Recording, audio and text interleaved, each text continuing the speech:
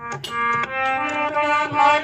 अधिनायक है भारत भाग्य विधाता। पंजाब सिंध गुजरात मराठा द्राविड़ उत्कल विंध्य हिमाचल यमुना गंगा उच्चल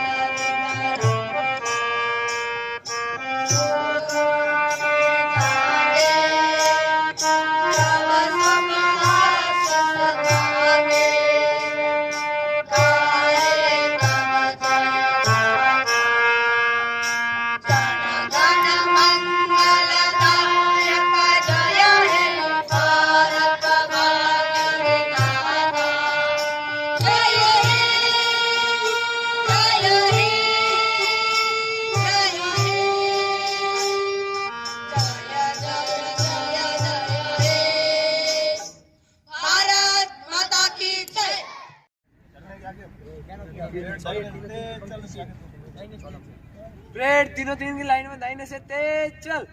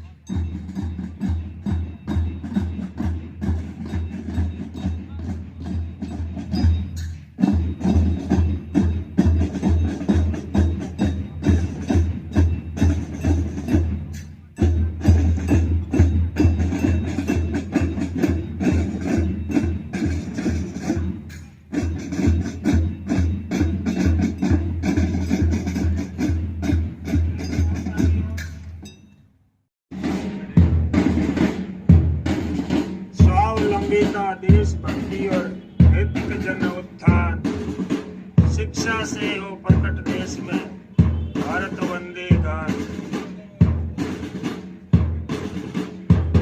मुक्ति को चरितार्थ करते हुए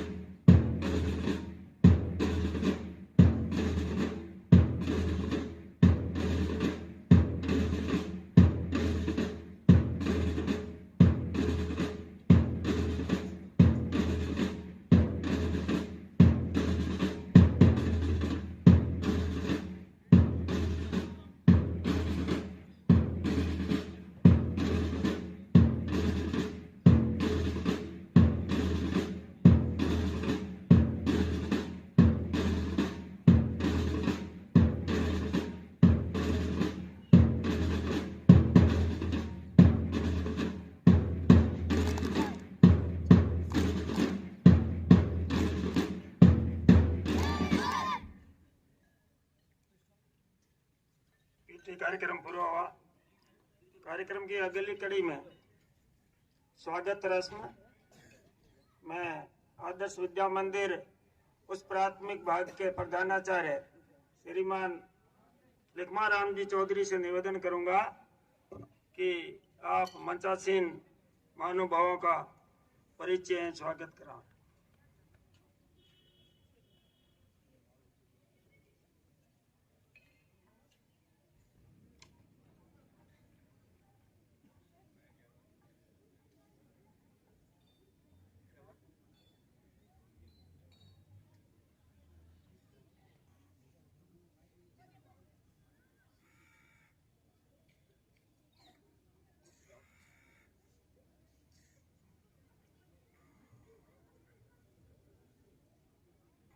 मैं बलदेव जी भाई साहब से निवेदन करूंगा, आप मंच पे पधारें।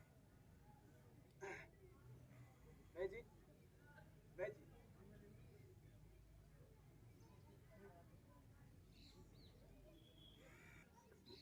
नन्हे मुन्ने बालिकाओं द्वारा हंसते गाते धूम मचाते गीत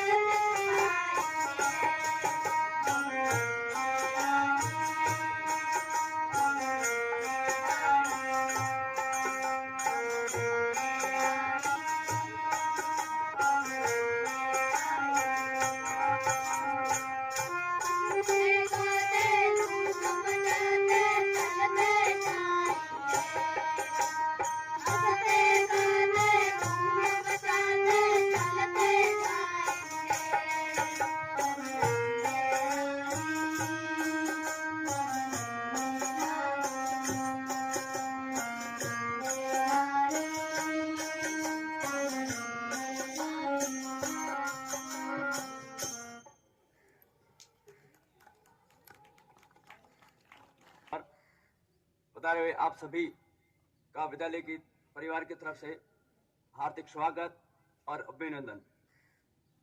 आज के इस कार्यक्रम के परिचय की कड़ी में आज के इस कार्यक्रम के मुख्य अतिथि श्रीमान सीओ साहब राजीव कुमार जी, आप यहाँ डोक के पास एयरपोर्ट छावनी है, इनकी आप कमांडेंट हैं और इनको स्मृति चिन्ह के लिए श्रीमान बाबूलाल जी दोषी से निवेदन करूंगा, आप मंच पर पधारें, इनका स्मृति चिन्ह देकर इनका मान बढ़ावें। श्रीमान बाबूलाल जी दोषी।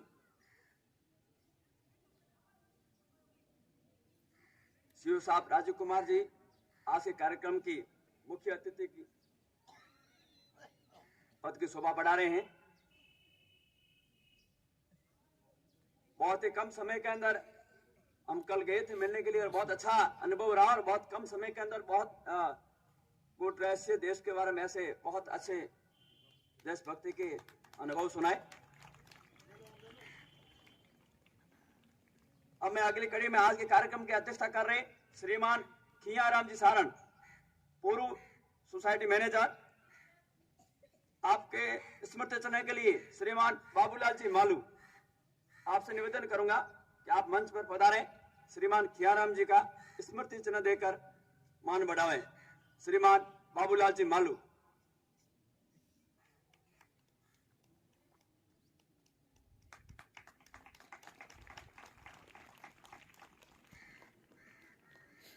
आज के कार्यक्रम के विशिष्ट अतिथि श्रीमान नरपत सिंह पुरोहित, राज पुरोहित, आप एसएसबी में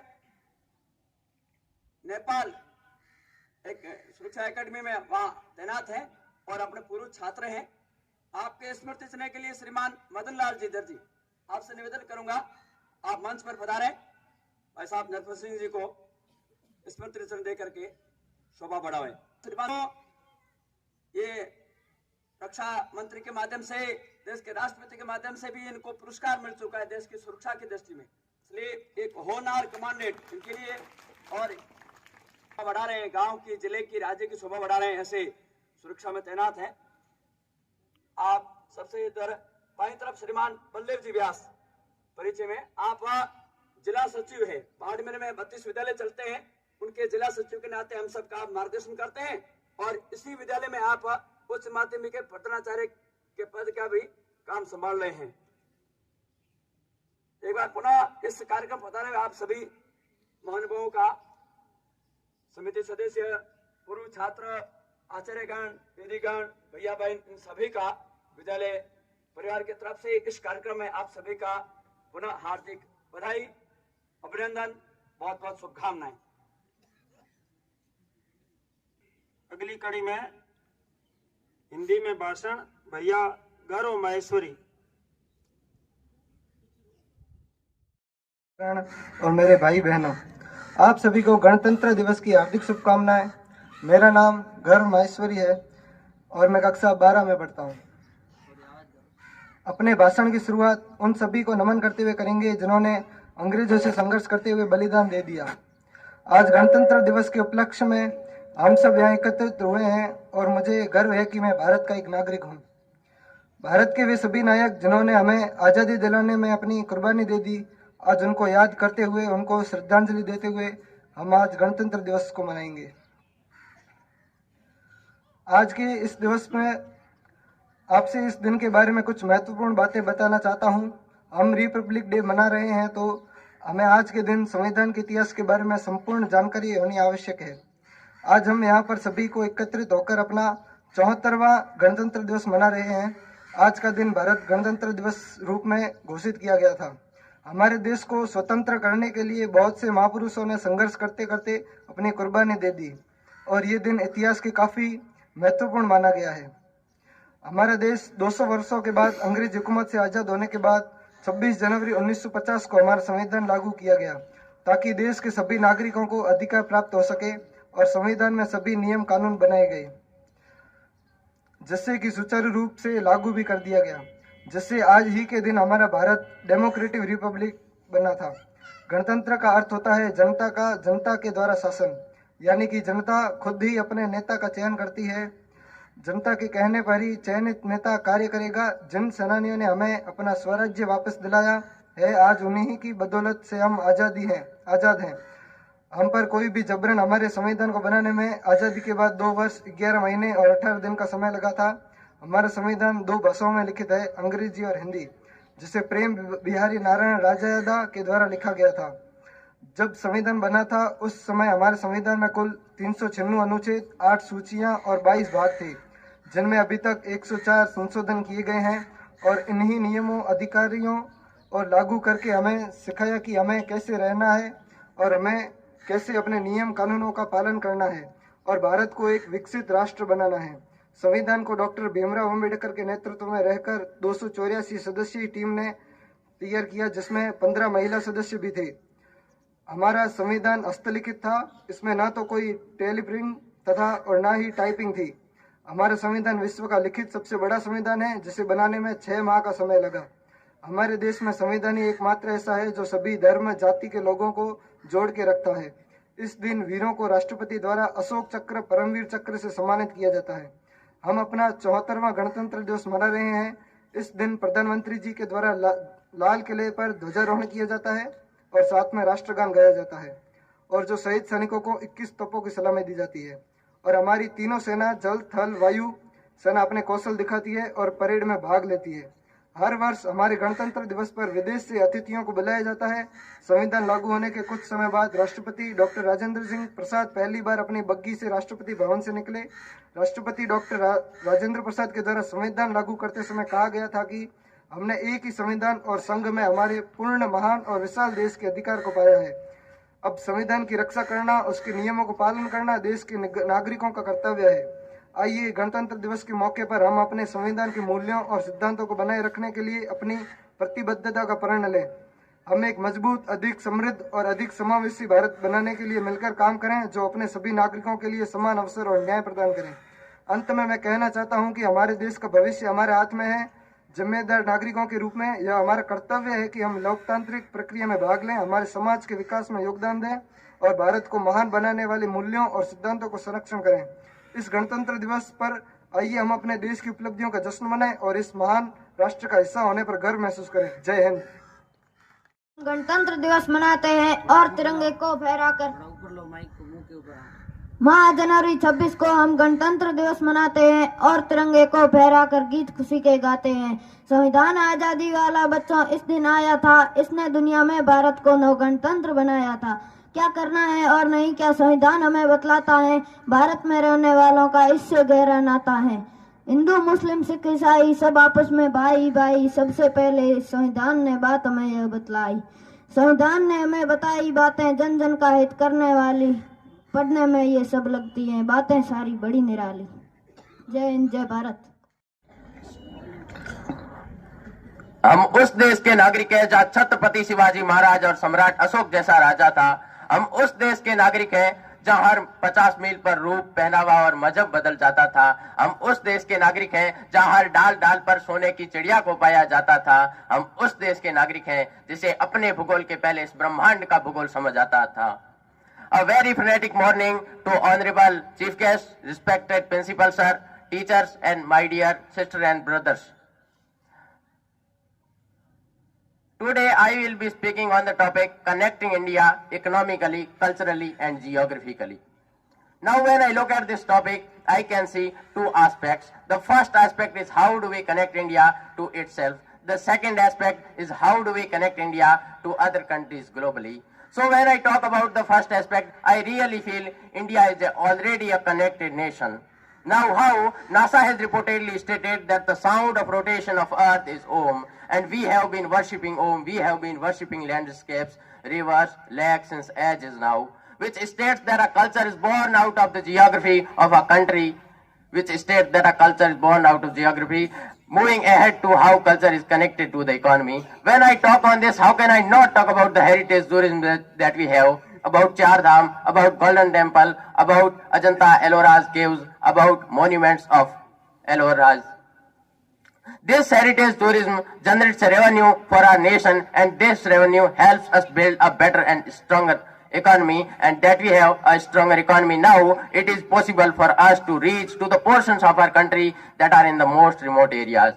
And this will lead not only literate individuals but educated individuals, and educated individuals of these nations would arise and develop a better and stronger economy, would arise and take care of the geography of their nation. And this will lead not only literate individuals but educated individuals. And when this would happen, our India would arise. Talking of geography, when I see that people who drink water in Bengal, it comes from the Himalayas. The people who experience rainfalls in Mumbai are the clouds that are coming from the Gujarat. And we have the second largest network of roads in the world, thanks to the 3% taxpayer of this country. Ahead, I would like to state how India is getting connected to other countries globally. India has always been rich in cultural land, rich in heritage, and rich in amongst all of you beautiful youth people of this country. This is the reason why the countries like superpowers want to come to us and invest on our land. This does not only bring pride and respect to my country, it also generates a very strong economical relationship with countries that are more developed than ours. This is how economical bonds forms two countries. This is how we start understanding each other's geography. And when economy and geography of two countries mix, there is exchange of culture. We adopt their culture, they adopt our culture. With this, I would like to state the only thing the youth of India can do is to strengthen this connection that already exists within India. How can we do this? We can do this by taking active participation and understanding what our responsibilities, our duties towards our country, our nation, our people are. And the day we realize our responsibilities, the day we start working hard, the face of this nation will change. And let's do this. Let's hold a hand, work even harder, and let's do what India was born to do. To build love, to build respect, and to generate peace. I would like to end by say with the quote, जिस दिन तेरी फतेह का परचम इस मिट्टी पर लहराएगा, जिस दिन तेरी फतेह का परचम इस मिट्टी पर लहराएगा, क्या ज़मीं क्या आसमां ये हिंदुस्तान मिल जाएगा. With this I end by say जय हिंद. माता की, भारत माता की, वंदे वंदे. गणतंत्र दिवस कार्यक्रम पर उपस्थित मंच के मुख्य अतिथि, अध्यक्ष महोदय, विशिष्ट अतिथि नरपत सिंह जी, हमारे संस्थान के अध्यक्ष पारस जी सेठिया, सीमा जन कल्याण समिति के पदाधिकारी अध्यक्ष श्री अजय सिंह जी सोडा और 24 के विद्यार्थी, माताएं बहनें एवं जो इस विद्यालय को चलाने में आशीर्वाद प्रदान करने वाले, मार्गदर्शन करने वाले ऐसे वरिष्ठ बड़े कार्यकर्ता और सभी कार्यकर्ता बंधु, आपने देखा होगा कि मंच पर भी शोभा बढ़ा रहे हमारे आदर्श विद्या मंदिर के पूर्व विद्यार्थी. ये भारत देश है, इस भारत देश के अंदर, इस मिट्टी के अंदर इतनी ताकत है कि वो इस प्रकार के लोग गढ़ जाती है. अभी ये भैया अंग्रेजी में भाषण दे रहा था, विशेष रूप से माताओं बहनों को कहना चाहता हूं जिनको लगता है कि अंग्रेजी माध्यम में पढ़कर ही विद्यार्थी अच्छा कुछ सीख सकता है. आप बाड़मेर पर नजर डालें, मारवाड़ पर नजर डालें, हमारे देश के प्रधानमंत्री पर नजर डालें, तो देश के प्रधानमंत्री की शिक्षा अंग्रेजी माध्यम में नहीं हुई है, अच्छी तरह से हिंदी माध्यम में भी नहीं हुई थी, लेकिन उन्होंने आज वो अंग्रेजी में बात कर सकते हैं. ये 26 लेटर्स वाली अंग्रेजी भाषा को बोलना कठिन नहीं है. It is very easy to speak English everyone, no difficulty. इस गर्व को डिफिकल्टी नहीं हुई, किसी को भी डिफिकल्टी नहीं हुई. बाड़मेर जिले में सबसे कम उम्र में आईपीएस बने जगदीश बांगड़वा आदर्श विद्या मंदिर बाईतू के विद्यार्थी रहे, हिंदी माध्यम में पढ़े. हिंदी माध्यम में पढ़ने के कारण बच्चे की सब प्रकार की जो सर्वांगीण विकास होता है उसका बहुत बड़ा एक उदाहरण है. हमारे यहाँ के लोग बिजनेसमैन, उद्योगपति, सब प्रकार के लोगों को कोई तकलीफ नहीं आती है. पहले तो ये भ्रांति निकाल दीजिए कि अंग्रेजी माध्यम के स्कूल में पढ़ने के कारण ही बच्चे का विकास होता है। और यदि शिक्षाविदों को पूछो, हमारी नई एजुकेशन पॉलिसी है, उसके अंदर जो प्राइमरी लेवल पर मदर टंग के अंदर जितना सीखा जा सकता है, इसलिए सेंट्रल गवर्नमेंट ने एक व्यवस्था दी है कि प्राइमरी की जो पढ़ाई है वो हिंदी माध्यम में हो, चाहे मारवाड़ी हो, अपनी अपनी लैंग्वेज में होनी चाहिए, और वो सरकार ने इसको इम्प्लीमेंट कर लिया। तो अंग्रेजी बोलना कोई कठिन नहीं। अब बात आती है, आदर्श विद्या मंदिर यहां पर 1974-78 से कार्य कर रहा है। ये चौटन की धरती है, मां वाकल वीरात्रा की धरती है, देवों के देव महादेव कपालेश्वर का यहाँ पर आशीर्वाद रहता है। हमारे डूंगरपुरी परमेश्वर जो हम नाम देते हैं, उनका यहाँ पर शुभाशीष होती है। उसके कारण चौटन के विद्यार्थी, चौटन के नागरिक, चौटन की भावी पीढ़ी और चौटन के बुजुर्ग हमेशा इस चौटन की शान, देश की शान के साथ हमेशा सीना तान कर खड़े रहे हैं। मुझे बहुत गर्व है कि मैं इस विद्यालय के अंदर 18 वर्ष की उम्र से भी पहले अध्यापन कार्य में आया था। यहाँ के संघ के कार्यकर्ता और यहाँ के विद्या भारती के बड़े कार्यकर्ताओं ने इस प्रकार के आचार्यों का तैयार किया कि आज पूरे बाड़मेर जिले के जिला सचिव का दायित्व मुझे मिला है, और आपके आशीर्वाद से ही ये काम मैं बड़ी मेहनत से, श्रेय से कर सकता हूं। तो ये सबके आशीर्वाद से ही सब चीज संभव है। अब हम बात करते हैं गणतंत्र दिवस की। हमारा देश आजाद हुए बहुत सारे वर्ष हो गए। अभी भैया ने भी कहा, तकनीक के क्षेत्र में हम आगे हैं। जनसंख्या भी बड़ी समस्या नहीं है अगर माने तो। अगर हम परिवार में देखें, पहले परिवार में जितने ज्यादा सदस्य होते थे उतने काम का बंटवारा होता था और हमारी ताकत बढ़ती थी। जनसंख्या कब अभिशाप बनती है? जब जनसंख्या के लोग, घर में एक कमाता है, 4 लोग आनंद लेते हैं, कुछ भी नहीं करते हैं। सबका एक ड्यूटीज है, वह होना चाहिए। बाकी जनसंख्या कोई बड़ी समस्या नहीं। आज मैं बहुत बड़ी बात नहीं करना चाहता हूं, लेकिन सबसे बड़ा प्रश्न है, बच्चों से लेकर बुढ़ों तक जो कानून बनाया है, जिस संविधान को 26 जनवरी के दिन लागू किया गया है, उस कानून और नियम की हम पालना कितनी करते हैं? We the great aware of the human rights, we don't aware the duties. What is human duties? हर किताब के पीछे लिखी हुई है ड्यूटी, कर्तव्य क्या है हमारे। हमारा कर्तव्य क्या है इस देश के प्रति, परिवार के प्रति, पर्यावरण के प्रति, बिजली के प्रति। ये देश हमारा देश है। जैसे हमारी जेब में रखा हुआ मोबाइल, उसको कहते हैं मेरा मोबाइल है। मकान को कहते हैं ये मेरा घर है। जब हमारी भावना ये हो जाएगी कि राष्ट्रीय तिरंगा ध्वज मेरा है, ये देश मेरा है। स्वामी रामतीर्थ ने एक बात कही थी, उस बात को कह के मैं अपनी बात पूरी करता हूं। उन्होंने कहा, मैं भारतवर्ष हूं, मैं भारतवर्ष हूं। मैं चलता हूं तो ऐसा लगता है भारतवर्ष चल रहा है। मैं बोल रहा हूं तो ऐसा लग रहा है भारत बोल रहा है। और मेरी जो ये हाथ है, ऐसा लग रहा है जब मैं काम कर रहा हूं तो ये भारत काम कर रहा है। मैं चल रहा हूं तो भारत चल रहा है, मैं बोल रहा हूं तो भारत बोल रहा है। जब ऐसा हर विद्यार्थी, हर इंसान सोचेगा कि मैं जो भी काम करूंगा इस भारत की इज्जत बढ़ेगी। अगर मैं गलत काम करूंगा तो मेरी देश की इज्जत घटेगी। अगर मैं सत्य बोल रहा हूं तो भारत सत्य बोल रहा है।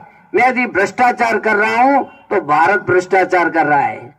मैं यदि नैतिकता का पालन कर रहा हूं तो भारत नैतिकता का पालन कर रहा है।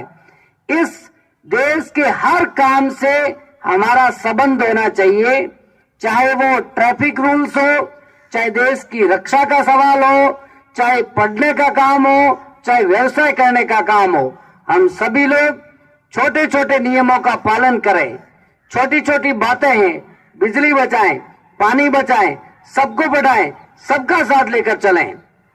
और भारत के वैज्ञानिक और भारत के विद्यार्थी तो अमेरिका, इंग्लैंड, रूस, सब जगह हमारा एक दबदबा है। उसका कारण है हमारा दिमाग बहुत तेज है, हमारे साथ देवताओं का आशीर्वाद है, भगवान का आशीर्वाद है, वो दिन दूर नहीं।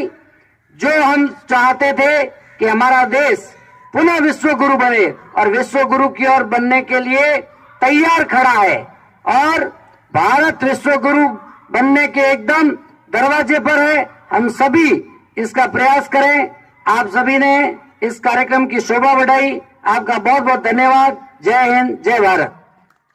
ओ देश मेरे तेरी शान पे सदके, कोई धन है क्या तेरी धूल से बढ़ के, तेरी धूप से रोशन तेरी हवा पे जिंदा, तू बाग है मेरा मैं तेरा परिंदा, है अर्जी दीवाने की जहूर सुहानी देखी, एक रोज वही मेरी शाम हो, कभी याद करे जो जमाना माटी पे मर मिट जाना, जिक्र में सामी मेरा नाम हो। ओ देश मेरे तेरी शान पे सदके, कोई धन है क्या तेरी धूल से बढ़ के, तेरी धूप से रोशन तेरी हवा पे जिंदा, तू बाग है मेरा मैं तेरा परिंदा।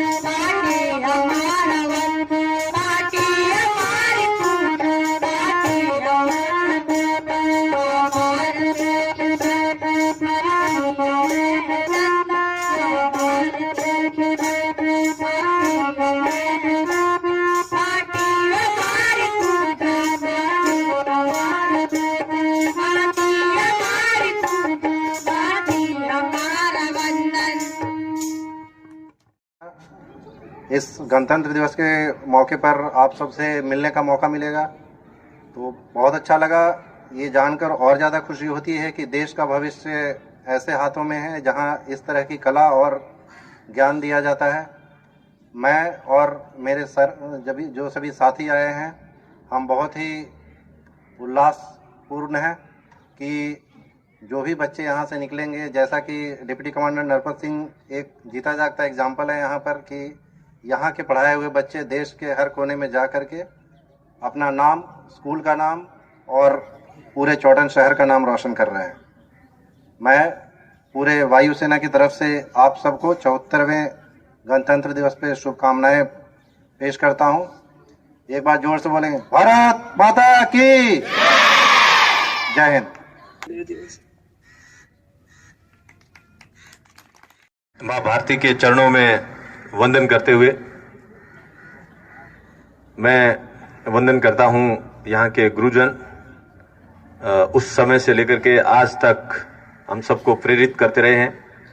आदरणीय श्री बलदेव जी भ्या जी, श्री महेश जी भ्या जी, उस वक्त के गुरुजन, मंचासेन, हमारे आज के मुख्य अतिथि भारतीय वायुसेना के अधिकारी, बाहर से पधारे हुए जवान, आदरणीय महिलाएं और इस राष्ट्र के भावी भविष्य, इस विद्यालय के बच्चे। जैसा कि अभी उद्बोधन में कहा गया कि मार्गदर्शन करवाएं, मैं खुद इस स्कूल से मार्गदर्शन प्राप्त करता भैया नरपत सिंह। मेरे लिए बहुत ही गर्व की बात है कि मैं ऐसे विद्यालय से मैंने शिक्षा ग्रहण की जहां पर हमारे इस प्रकार के संस्कार, राष्ट्र के प्रति कुछ करने का जज्बा तथा बहुत सारी ऐसी भावनाएं हमारे में उस वक्त हमारी जान में, हमारी आत्मा में डाली गई, जिसको कि हम आज तक वैसे ही सजोए हुए हैं जैसा कि उस वक्त वर्ष 1995-96 के दिनों में होती थी। शुरू में जब पूछा गया कि क्या आप कुछ उद्बोधन करना चाहेंगे, मेरे लिए सबसे गर्व का दिन होगा कि मैं अपने इस विद्यालय के अंदर खड़ा होकर के 2 शब्द बोल सकूं।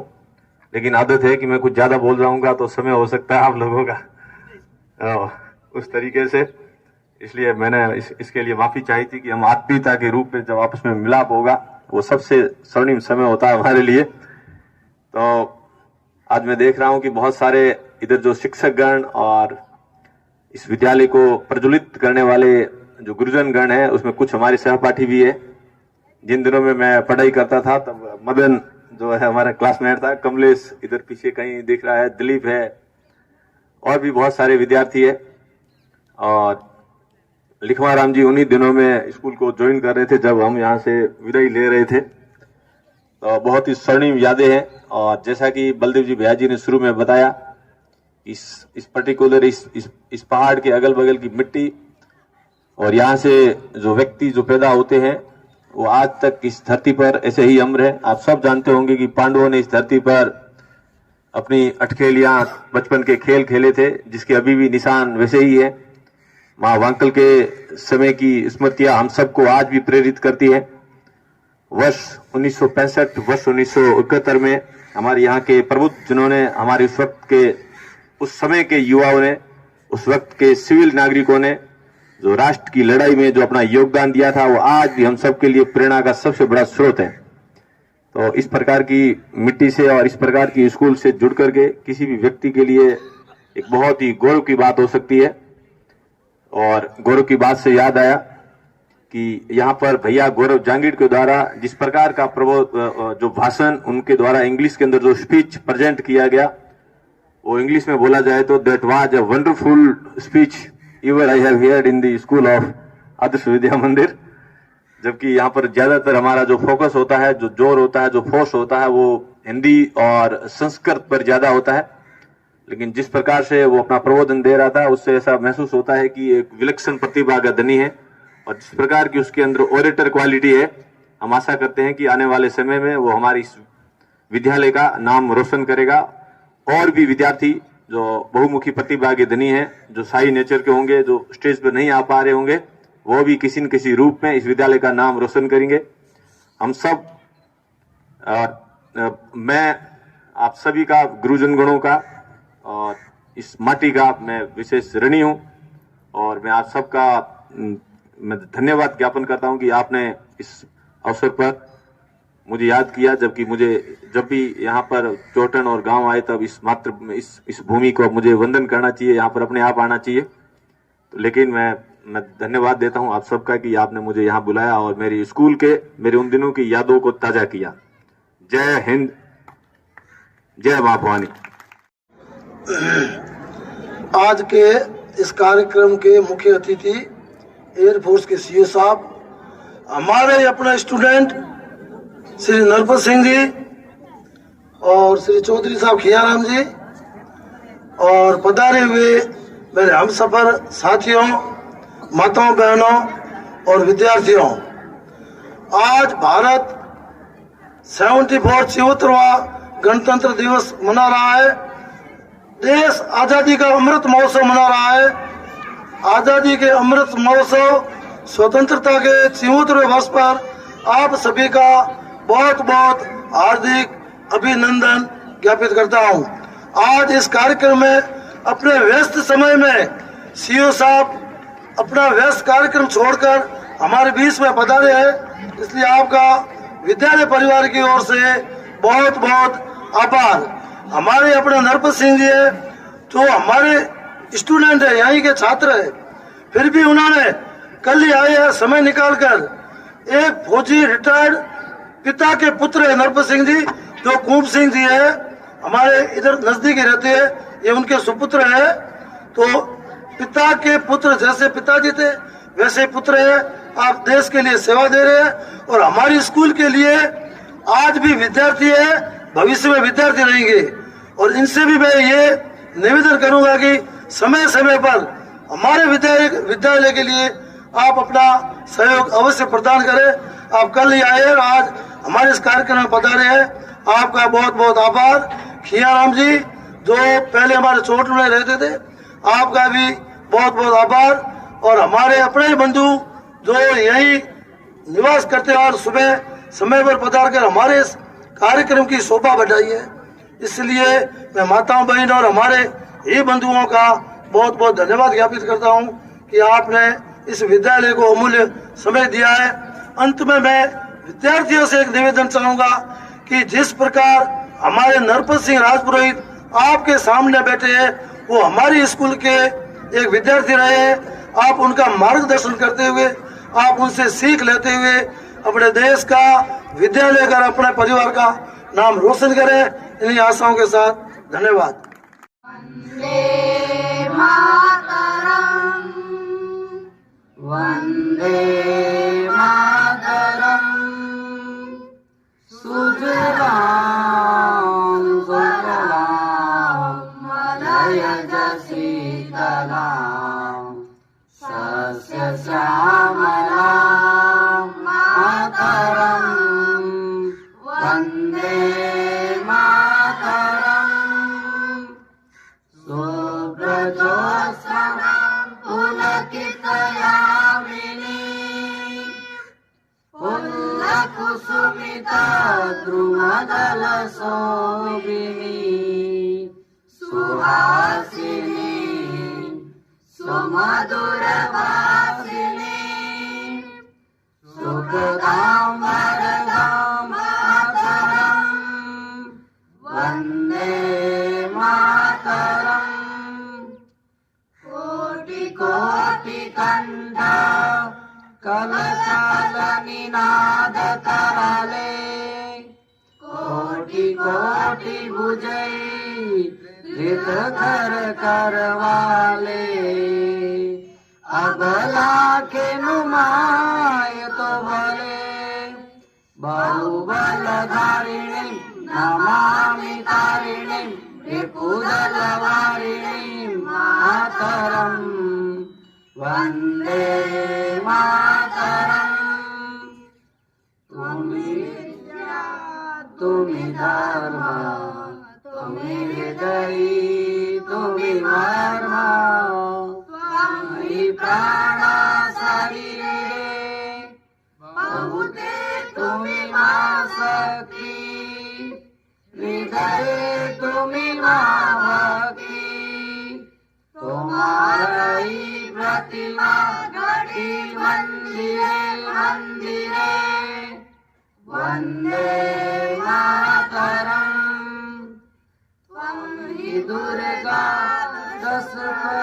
दशकर्णधारिणी कमला कमलदल विहारिणी वाणी विद्यादायिनी